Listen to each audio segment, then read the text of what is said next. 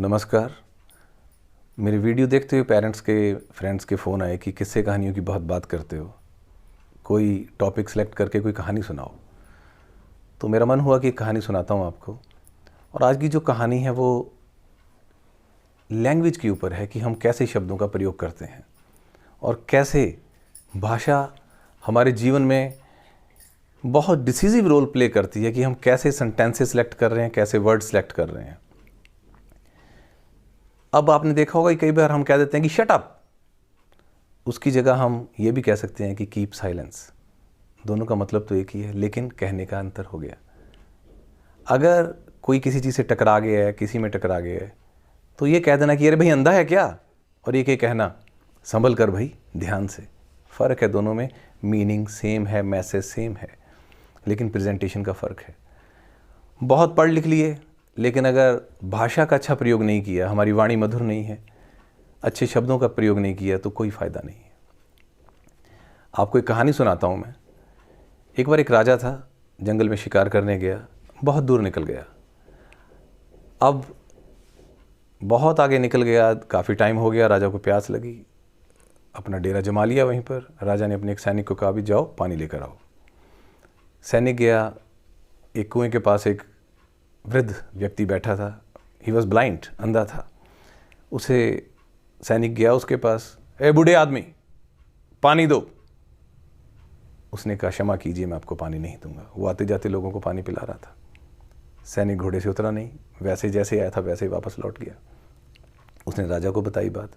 राजा ने जो वहाँ पे उनका जो मेन लीडर था, सरदार था सैनिकों का, उसको भेजा।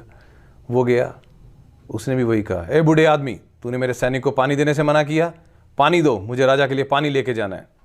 लेकिन बुजुर्ग ने फिर कहा कि क्षमा कीजिए, मैं आपके लिए आपको पानी नहीं दे सकता। उसे गुस्सा तो आया, लेकिन वो वापस राजा के पास गया। अब राजा ने कहा कि चलो मैं चलता हूँ।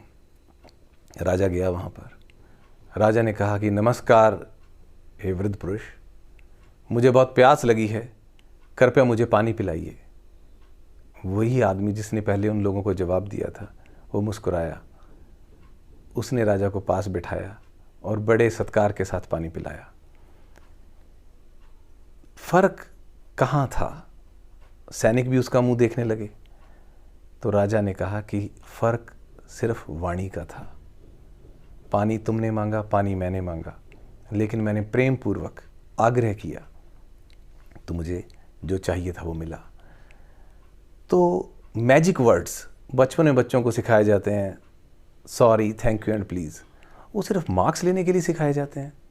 नहीं, उसे यूज़ कीजिए हमारे घर में, हमारे परिवार में, समाज में।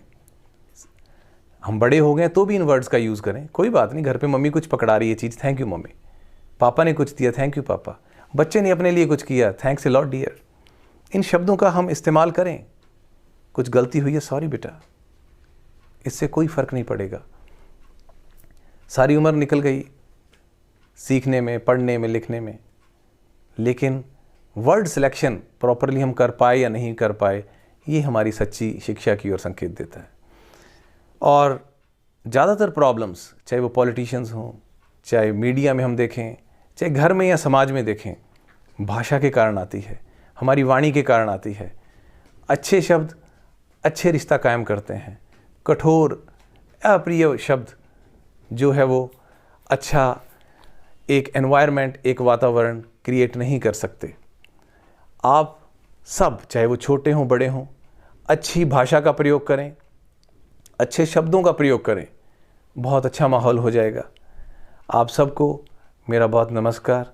और मैं आशा करता हूँ, और मेरे प्यारे बच्चों आप ध्यान से सुनो, सुबह उठकर अपने माता पिता के चरण जरूर छुएं।